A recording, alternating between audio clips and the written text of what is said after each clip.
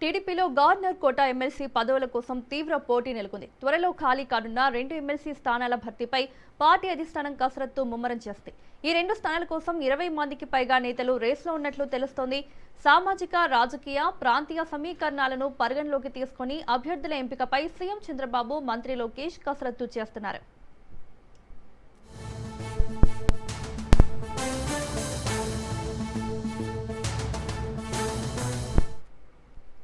గతంలో సీట్లు త్యాగం చేసిన నేతలు, రాజ్యసభ అవకాశం దక్కని సీనియర్లు ఎమ్మెల్సీ పదవుల కోసం అధినేతను కలుస్తున్నారు.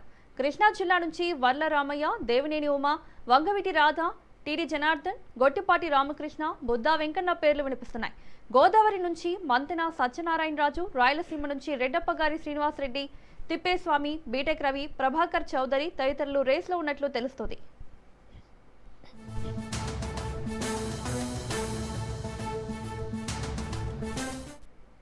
వికలాంగుల కోటా హామీని గుర్తు చేస్తూ గోనుగుంట్ల కోటేశ్వరరావు బ్రాహ్మణ కోటాలో అవకాశం కోరుతూ ఏవీ రమణ ప్రయత్నాలు చేస్తున్నట్లు సమాచారం. మరోవైపు కొమ్మాలపాటి శ్రీధర్, పిఠాపురం మాజీ ఎమ్మెల్యే వర్మ, పోతినేని శ్రీనివాసరావు వంటి నేతల పేర్లు కూడా పరిశీలనలో ఉన్నట్లు తెలుస్తోంది.